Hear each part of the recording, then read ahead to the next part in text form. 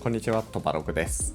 今回はですね、結構ね久しぶりにはなっちゃったんですけども、最近買ったものについて紹介していこうかなと思います。最近はねやっぱりなんだかんだ言ってもガジェット系が多いんですけど、ちょっと細かい日常の作業を便利にする系のアイテムだったりとか、あとは生活雑貨とかでもね結構これいいんだよなみたいなのね割とリピ買いしてるものとかもあったりするので、その辺紹介していくつもりです。というわけで早速やっていきましょう。はい、というわけで早速紹介していくんですが、まずはこちらですね。はい、こちらです。これはもうね話題性もかなりあったので知らない人はあんまりいないんじゃないかなと思うんですが、ギズモードとキークロンがコラボレーションして作っているこの小さいトラックボールネイププロ、これすごくないですか？普通トラックボールっていうと結構大きめのやつだったり、あとはこういう親指トラックボールタイプのものが主流だと思うんですが、こちらに関してはこうやってね横にしてキーボードとセットでこういう風に使ったり、あとは普通にこう横に置いてねいつもの親指トラックボールみたいな感じでこうね使うみたいなことができる、いろいろな使い方がしやすいトラックボールですね。これもともとギズモードのアミトさんっていう人がネイプっていうね自作キーボードとしてこのトラックボール作ってたんですが、それを製品化したっていうものです。これクラファンが始まってすぐにポチったわけなんですけども、何が良かったかっていうとやっぱこのサイズ感ですかね。このサイズ結構ちっちゃいんですよ。普通のトラックボール親指トラボと比べてもコンパクトさがかなりあって、やっぱりねこういうガジェットポーチへの収まりもめちゃくちゃいいっていうところがかなりね気に入ってるところですね。であとやっぱキークロンなので専用のランチャーとかでかなり自由にカスタマイズできるんですよね。例えばここ僕は左クリック右クリックとかにしてるんですけど、このトラックボールをグリグリするだけでここをね押しながらこうやると画面のねスクロール判定がされたりとか、あとここ回転しながらこれスクロールにしたり、ここ押しながらこうやったりするとねジェスチャーが動いたりと、結構ねカスタマイズ性が自由になってます。使い方によって結構ねポジションを変えるっていうこともできて、ここにねテキスト入力とかブログ書いたりみたいな時だとここでちょっとカーソル動かしたり左クリック右クリックにしたいみたいな時があるんですが、ダイナミックな作業、動画を編集したりクリエイティブツールだとやっぱりねこういう感じで使うことがすごい楽なので、こうやって使いたいみたいな、そういう用途にもねしっかり合ってくれるっていうのが結構いいポイントなんじゃないかなと思います。で僕はね主に持ち運び用に使っていて、メインは相変わらずこのエレコムのイストなんですけど、やっぱねちょっと難点としては、形状の問題とかもあって、ちょっと長時間使い続けるにはやっぱちょっと辛さがありますかね。ボールも小さいし、カーソルのねこの持ちやすさっていうのかな、こうしっかりね握り込んで包む形じゃなくて、やっぱこう平べったいから、こうやってねパーツを作るとかしないと長時間メインで使うのは厳しいかなっていうのが正直ある。あとはカーソル移動の時に時々ね Bluetooth 接続だとカーソルがシュンってこっちに移動したりとか、そういうこともね結構あるんですよね。若干このソフトウェアの安定性的なところとか、形状みたいなところでメインでがっつり使うっていうわけではないんですけど、やっぱりね外出先でこういうアイテムたちと組み合わせて使うってなると、すごくいいトラックボールだと思うので、現状はこういう感じで、サブのね、ポインティングデバイスとして使っているって感じですかね。あと何よりこのねホワイト系のトラックボールってまだまだ選択肢の数が少ないので、そういう中でこういう遊び心のあるアイテムが出たっていうのがすごく嬉しいところですね。はい、続いての買ってよかったものはこちらですね。久しぶりにトバログでも登場するんですが、このビジョンプロ用のこのねストラップ、これがやっぱめちゃくちゃ良かったです。この部分本当にビジョンプロ持ってる人以外からするとどうでもいい、買ってよかったものではあるんですが、これめちゃくちゃいいです。これはね相当良くて、本当はもう年末年始の帰省の時にもう買おうと思ってたんですが、その時は在庫切れで売り切れだったんですよね。なので諦めてたんですが、また最近ねちょっと青森に帰省することがあっってやっぱりビジョンプロないと外出っていうか、長期で家にいない時の作業大変だなっていうのがありまして、在庫見てみたところ売ってたので、これを渋谷のアップルストアに取りに行って買ってみたところ、もう大正解です。これはマジでよかった。これ結構なんかね、地味すぎるけど結構ベストバイ上位に入るかもしれない。今までのねビジョンプロってここだけだったんですよね、ベルトが。なんですけど今回この上の部分が追加されたことで重さっていうか頭のね重さが分散されるんですよね。これをねこうやって装着しながらこれでパソコン作業がめっちゃ快適になりました。今までサードパーティー製のねバンドとかいろいろ試しながら、重りをつけたりしたんですが、現状はねこの組み合わせが最高ですね。ちなみにビジョンプロの用途としては完全に MacBook の外付けモニターとしての使い方が、8割ぐらいですかね。これ前から言ってるんですけど本当にやっぱね体験としてはめちゃくちゃ良くて、目の前にワイドディスプレイがドカーンってある状態だと動画編集とかちょっと細かいねなんか AI の窓を開きながらこっちで、ノーション開くとかそういうなんかウィンドウめちゃくちゃ使う作業が本当に快適なんですよね。最近まで実は子供が生まれたばっかりだったのでやっぱこれとかつけてらんないじゃないですか、小さい子とかがいたら。なので、これはねほとんど使ってなかったんですけど、やっぱり実家に帰省する時とか出張で出かける時とかそういう時は、ある方が圧倒的に楽だなと思って、今はねこうちょいちょい使っているって感じです。で今の夫人としてはビジョンプロ自体に、このねバンドをつけて、でこれだけだとここの目のライトシールド部分は外せないんですよ。で僕の場合なんかねここの顔にかかる圧迫感がすごい嫌だったので、このアンナプロっていうここの上をちょっと這わせるね、サードパーティー製のやつを装着すると、このまんまライトシールドをつけずに浮かせた状態で使えるからすごく外部モニターとしても使いやすい感じです。最近ねやっぱりビジョンプロ使ってるっていう人はほとんどいなくなってきて、中古市場でも30万円ぐらいでね買えるようになってきたんですが、改めてやっぱ使うとめちゃくちゃいいなっていう感じなので、開発中止の話題もあるんですけど僕は外付けのモニターとしてもこうやってね活用していきたいなっていう感じです。はい、続いてはこれ MacBook のアクセサリーなんですけども、このねポリカーボネートの光沢感のあるケースとこの内側のシール、このスキンシールみたいなのを買って装飾してみました。これはね買ってよかったっていうか、別に失敗ではないけどすごい気に入ってるわけでもないというところで、本当は単体で動画にしていこうと思ってたんですが、ちょっと買ったもので紹介していく感じにしようと思います。今までのここのシェルケースはいろいろ紹介してきたんですが、最近ちょっと昔みたいにこのねポリカーボネートにしてみたんですよ。理由としては、最近このトランスペアレントっていうか透明な感じの樹脂感がある、アイテムが割と人気じゃないですか。ナッシングのスマートフォンとかそういう系のイメージなんですけど、 MacBook につけたらそんな雰囲気なんじゃないかなと思って、装着してみた感じです。微妙な感じですよね。ラインとしては見方によってはすごいおしゃれなんだけど、まだやっぱチープ感があるというかそういう雰囲気になりやすいかなっていう印象はあります。でこれを外すとここにねラプラスっていうところが出しているスキンシールを貼って真っ白にしてみたんですよ。なんですけどこの真っ白も真っ白の色がちょっとね青白いというか結構ゲーミング寄りの真っ白になってしまうので、なんか例えば僕が好きな白はこういう感じのオフホワイト系のねこんな感じの白なんですが、ちょっとニュアンスが違うなっていうところで若干いいはいいんだけどちょっと違うなっていう感じがしているところです。でかつこのスキンシールの場合、加工とか貼りやすさの問題からか天板のちょっとしたところでこう切れちゃってるんですよね。個人的にはなんかこのドライヤーでバーってやって柔らかくするからこ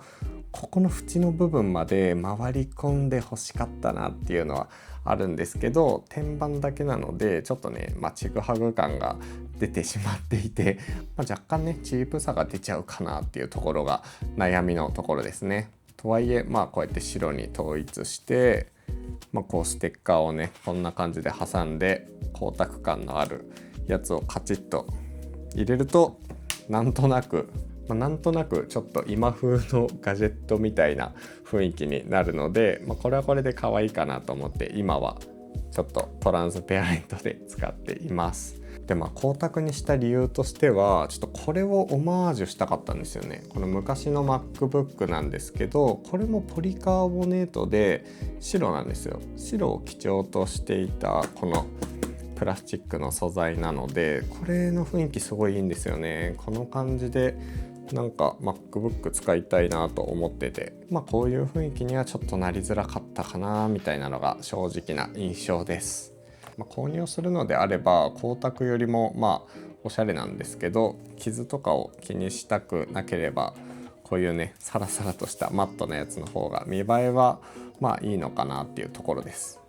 ガジェットのねこういうドレスアップに関しては合うかなと思って買って失敗しながらね、いいってなった時の喜びってすごいので、それをね今後も突き詰めていきたいところ。それで言うとねすごい買ってよかったなみたいなのはやっぱこれかな。オーディオテクニカの、これもね動画で紹介はしているんですけども、改めて結構活用はしているので紹介しておきます。詳しくは動画見てほしいんですが、真っ白なマイクとこの真っ白なミキサーですね。もともとこういうオーディオ系の機材ってあんまりこの全体が真っ白ってそんなにないんですよ。手話のマイクとかもね、ここは白いんだけどこっちは黒とか、あとイエティのやつもすごいいいんですけど、でかくて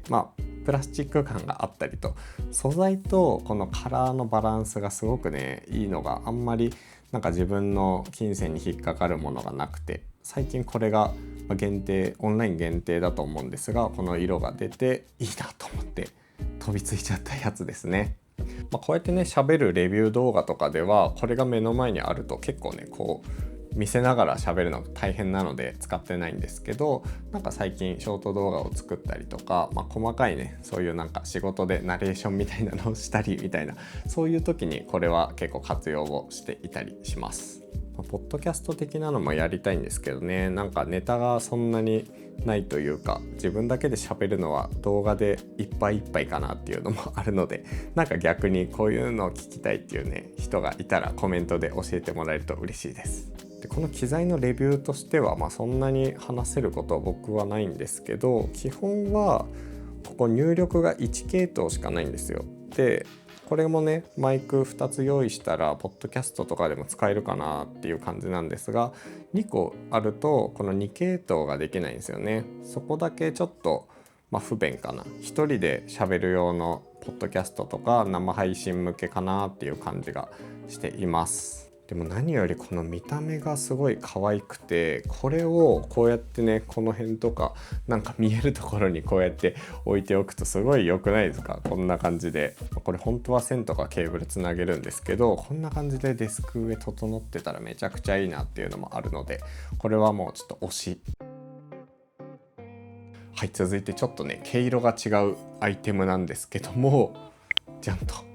こちらですね。これどこだっけ、ティファールかな。ティファールのこのフライパン、ステーキとかお肉を焼く時用のフライパンがこれめちゃくちゃ良かったですね。価格としては5000円ぐらいで、ちょっとドンキをさまよってる時にこれ見つけていいじゃんと思って買ったんですが、すごい良かったです。僕結構ね家でステーキを焼いていて、週 1,2 ぐらいでは必ず焼いてるぐらい、ステーキをよく食べるんですけど、ステーキってこういうフライパン、普通のフライパンで焼こうとするとムラができるんですよね。火が当たってるところだけすごい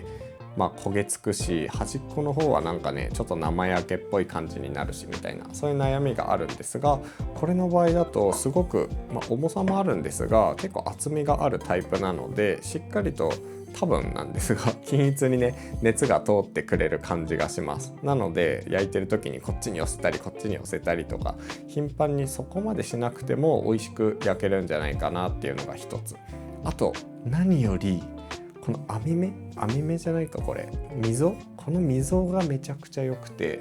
ステーキ焼いた時の網目みたいなのが結構綺麗に出せるんですよね。フライパンで焼いた時ってなんかお肉がボコッとしてるところだけ焼き目がついて、へこんでるところがねあんまり焼けてないみたいなことがよくあるんですが、その辺がすごく解決してなんかめちゃくちゃ良かったなっていう感じがします。であともう一個いいのが、この溝とかここのね口部分があることによってステーキから出た水分とか油をこう排出できるっていうところもめちゃくちゃいいですね。結構なんかその水分とかある状態で焼くとジューシーとはまた違うちょっと水っぽさがステーキで出てきちゃって、なんかこういい感じに焼けないんですよね。なのでこうやって水気とか油を一回捨ててまたこうやって焼くと結構いい感じに焦げ目がつくので、これはね買ってよかったかなと思います。5000円ぐらいで買えるので自宅でお肉を焼く人とかはチェックしてもいいかもしれないです。はい、続いてスニッカーズ。これはですね紹介するほどではないんですけど、ちょっとねリピート買いでよく買っているのでちょっと紹介しようと思います。こんな感じですね。もう本当にスニッカーズのちっちゃいやつがコロコロ大量に入ってるやつで、これがなんかねちょっとした栄養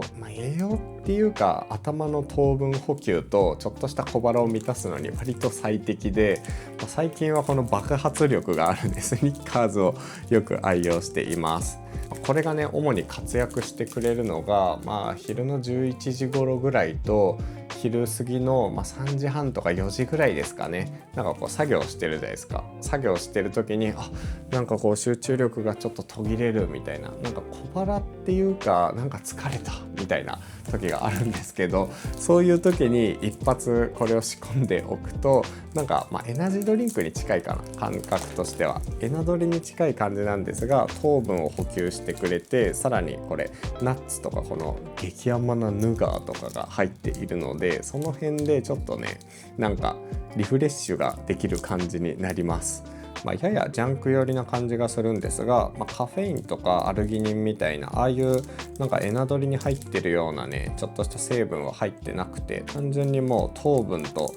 この満腹感で戦うみたいな感じなんですけど、作業の時にちょっとこれを食べてから5分ぐらいすると血糖値が上がるのか元気になるので、これはねそのちょっとしたもう一頑張りしたいっていう時とかによく食べてますね。でコンビニとかだとこれ1個あたり 4,50 円して、そこそこ高い買い物になっちゃうんですが、僕はこれコストコで何個ぐらい入ってるんだろう、1キロ分入ってるらしいんですが、これめちゃくちゃこのスニッカーズが大量に入っていて、これで1400円とかだったので、コストコでまとめ買いしてなくなってきたらまた注入をしてみたいな、そんな感じで食べています。もちろん食べ過ぎは注意なんですけど、味が美味しいので、栄養補給エネルギー補給としていい感じ。はい、続いてトバログでもたびたび紹介しているんですが、このウッドベリーコーヒーっていうコーヒー屋さんの豆の先月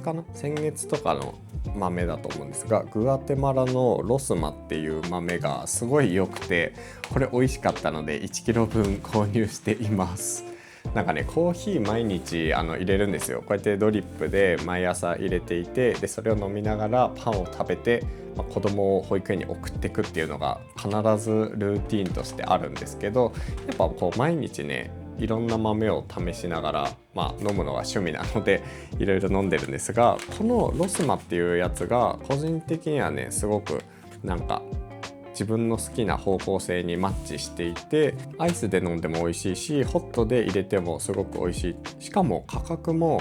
こういうシングルオリジンみたいなやつで結構高いんですけど、その中でも比較的リーズナブルな方っていうところがいいポイントですね。僕はコーヒー豆詳しくないんで気になる人はぜひウェブサイトをチェックしてほしいんですが、ウォッシュドの推薦式のプロセスでブルボン酒とティピカ酒の、混合みたいな感じですね。で朝入りの、ローストで購入しています。で僕結構思ったのがこのねハーブグレープフルーツとかあんまテイストのこの方向性をなんかいろんな味で示すのってあんまり分かんないんですけど、なんかいろんな種類を飲んでるとだいたいこの余韻のところにキャラメルって書いてあるんですよね。時々これすごく美味しい、自分に合ってるみたいな豆に出会うんですが、スタバのねエクアドルロハっていう昔あった豆とかめっちゃ好きで何回も買ってたんですけど、それも余韻にキャラメルって書いてあったんですよ。こうやってコーヒーってなんかハマっていくのかなみたいな。こうやってなんかだんだんなんだろうな、ガジェットで言うとなんか周辺のボケ感のぐるぐるボケが好きなのか、ピント面までカリッとしてる方が好きなのか、ボケ味がなんか後ろがなだらかになんか溶けていく感じが好きなのかとか、そういう感覚なのかなみたいな。コーヒー豆もなんとなくちょっと入り口に立っている感があって、自分の好きなコーヒー豆を探していくのが楽しいなと思っていて、今はこのロスマっていうのがすごくハマっていて1キロ分購入しています。続いても生活用品なんですけど、ちょっとねいい感じの推し耳栓ができまして、ちゃんとこんな感じで耳栓を大量に購入しています。このグミとかお菓子みたいな感じなんですけど、よいしょよいしょ。やばいなこれ。はい、なかなかやばい感じなんですが、モルデックスの耳栓で最近これだみたいなのをちょっと見つけてしまったので、ちょっと紹介しとこうかなと思います。結構トバログでは耳栓よく紹介していて、例えばこのねトバログペーパーでもこの耳栓について熱く語っているページがあったりするんですけど、耳栓がないとちゃんと眠れない体なんですよ。今2人子供がいて、子供に挟まれながら寝てるんですけど、歯ぎしりの音だったり、あと寝言みたいなちょっと泣きとかそういうのがあったり、もぞもぞのなんかね布団が動く音とか、あと旅行に行った時も隣の部屋の話し声とか、なんかドンドンっていう音とか外の音とか、そういうねなんか環境にすごい敏感な体質っぽくて、なんか眠りがよく浅かったんですが、耳栓をするようになってからめっちゃぐっすり寝れるようになったので、耳栓はねそういう意味で手放せないんですけども、いろいろ本当に種類試した中で、どうやら最初はこのカモプラグズっていうなんかミリタリー用のなんか鉄砲とかああいう大砲とか撃ったりする時に使うようなねこの耳栓が最高だなと思ってたんですが、いろいろ試していく中でモルデックスの中でもこのスパークプラグズっていうのが一番なんか耳にフィットしてるなっていう気がしていて、中身これなんですけど、このやつなんかね、このウレタン低反発ウレタンでグイーってやるとちゃんと耳の奥までぴったりね、なんか入ってくれる。そしてサイズ的にも朝までつけても痛くならないぐらいの感じなんですよね、僕的には。人によってサイズって違うんで一概に言えないんですけど、これがねすごく密着感も高くて、静音性遮音性もすごい高くて、見た目も可愛いっていうところで、これはもうずっと使い続けるだろうっていうところで一気にね50個買いしています。これとかだと小分けなので、カバンの中に入れたりガジェットポーチに忍ばせておけば、旅行中にねあってよかったみたいな感じで使うこともできるし、もしね眠りが浅いっていう人がいたらぜひ耳栓は試してみてほしいですね。はい、続いて買ったものだと、これ室内で使うものではないんですけど、じゃんと IKEA のデカめのパラソルです。これ可愛くないですか？これなんか今年のなんか最近ちょっと IKEA に行った時にこれ見つけて、なんかこのテキスタイルの感じとか、このオレンジと白のね感じ、あとこの棒の部分もちゃんとオレンジ色っていうのがめっちゃいいなと思って、最近ちょうどね外遊びとか子供と水遊びする時とか外でちょっと遊ぶ時にやっぱ直射日光を避けるためにパラソルを探してたんですが、これがこれでいいじゃんみたいな、これ逆にこの色ないよねっていうところで買っちゃいましたね。ちょっと大きいんでね開いてこの部屋で見せられるかわかんないんですが、よいしょ、こんな感じです。ここの軸の部分を下げて、はい、めっちゃ可愛くないですか？このフリフリとかついてて、この感じでサイズとしては結構小さめで 1.5 メートルもないな、1メートルちょいだと思うので、パラソル的にはねこの直射日光を避けるっていう意味だと小さめかなと思うんですけども、こうやって軸をくっつけてなんか土台みたいなのをねホームセンターで買ってブスッと刺しておけば、その場でこの下で遊ぶ分には全然問題ないかなっていう。意外とパラソルってなんか可愛い感じのがなくて、インテリア用とかだとちょっとこうシックな感じ、かっこいい感じになりがちで、これポップなものってなんか選択肢そんなになかったりするんですが、 IKEA がねこれを出してくれたことによってめちゃくちゃ可愛い雰囲気に仕上がりますね。この軸のさ、この金具の部分でもオレンジ色っていうのが結構こだわりを感じますよね。なんかコストかかってるなっていう。で価格もなんか3000円ぐらいだったかな、確か3000円ぐらいで購入できるし、そんなに頑丈なものではないんですけど、ちょっと外遊びするように引っ張り出して使うとかだと折りたたんでもねこのぐらいで収まるので、すごく使いやすいんじゃないかなと思います。気になる人はぜひ IKEA でチェックしてみてください。はい、続いて買ったものでいうとこちらですね。これはパナソニックのコリコランループっていう、ネックバンド型の高周波治療器を購入しています。ちょっと前に動画でこのコリコランワイド 3D っていうアイテムについて、タイアップなんですけど紹介していたんですよ。多分動画見てくれてる人もいると思うんですが、どういうものかっていうと、こうやって首にかけてこうやってるとこの高周波がここで出て、それで血行をこう良くして肩こりとかを改善していくみたいなアイテムなんですが、あの動画だとねちょっと申し訳なかったんですけど、なかなか感想を話すことができなかったんですよね。タイアップっていうのがあって、いろいろねこう大人の事情とかもあってなかなか話せなかったんですけど、感想としてはねすごく良かったんですよ。こう作業してる時にどうしてもこの首周りとかが張ってくる感じとかあるじゃないですか。でそれが毎日こう蓄積されると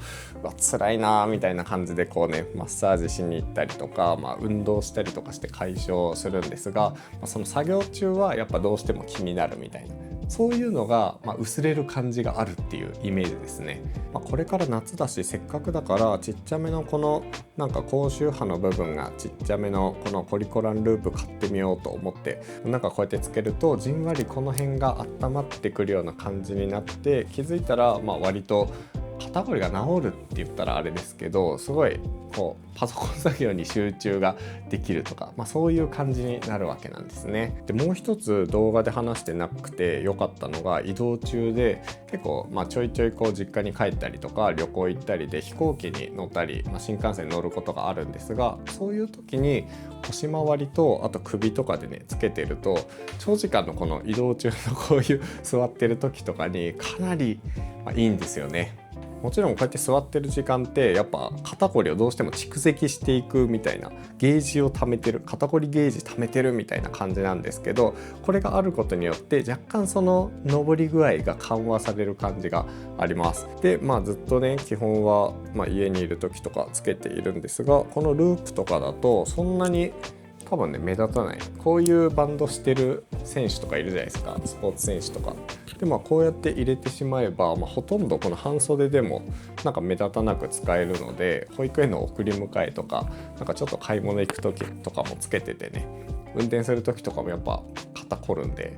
そういう時にこれがあると結構緩和される気がしています。一応ね補足しておくと、おそらく感じ方には人それぞれ違いがあるかなと思います。僕は結構この肩周りの張り感とかそういうのにね効いてくれる感じはするんですが、妻とかだとあんまりなんか肩は分かんないかもみたいな、つけてても変化分かんないかもっていうところもあったり、でも逆に腰回りだとすごいなんかじんわりして効いてくる感じがあるみたいな話とかもあったりするので、そこの感じ方は結構それぞれなのかなと思っていて、一番はやっぱ運動が多分大事で、僕も肩こりとか背中のこりとかを解消するためにこんな感じでトランポリンで跳ねてね、軽い運動なんですけどこういうのしたりしていて、それがね肩こりとか、体のこりには一番大事だと思うんですが、とはいえ作業中とかって運動することができなかったりもするので、軽いストレッチと、こういうのを組み合わせて解消していくみたいな、そういうイメージでねこれは使っていてめちゃくちゃいいです。これは結構気に入ってますね。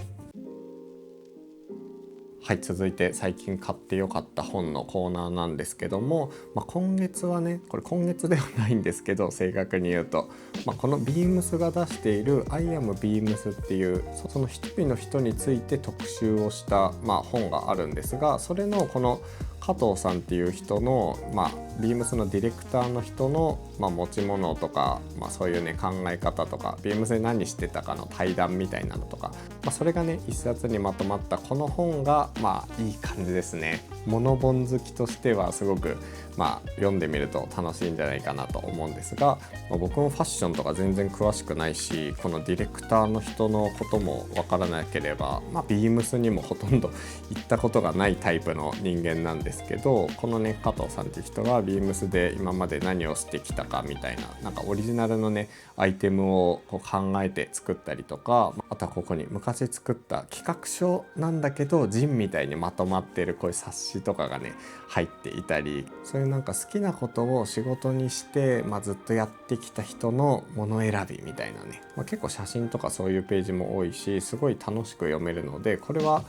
ぜひなんか気になった人は多分本屋さんとかに売ってると思うので、手に取って見てもらえると楽しく読めるかなと思います。で結構余談で、この Beams とかって服屋さんなんですけど、こういう Beams アットホームみたいなやつとか、こういうね人にフォーカスしたやつとか、結構なんだろうな、カルチャー的な要素とこの生活のね要素みたいなのがすごく入り混じってるんですよね。そんな偉そうに語れるほどね Beams のこと全然知らないんですけど、こういう風になんかルームツアー的なこともやったり、あとは人にフォーカスしてその人が持っている持ち物についてねしっかり語っていくっていう視点で言うと、ファッションっていう領域ではもちろんないんですけど、トバログも結構ね人と物との交差点っていうのをねキャッチコピーみたいな感じで置いていて、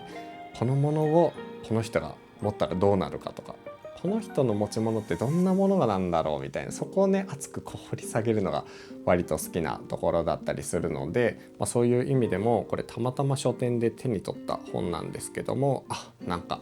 面白いな、この物だけじゃなくて厚みを感じるような重み、人生の重み感じるようなみたいなところがすごく良いので、このシリーズは引き続き追っていきたいなと思っています。ちなみにトバログペーパーもそんな感じで、これは物にほぼフォーカスしちゃっているんですけども、物に関してこうバーってひたすら書いているので、これもねぜひ手に取ってもらえたら嬉しいところですね、この動画を見ている人には。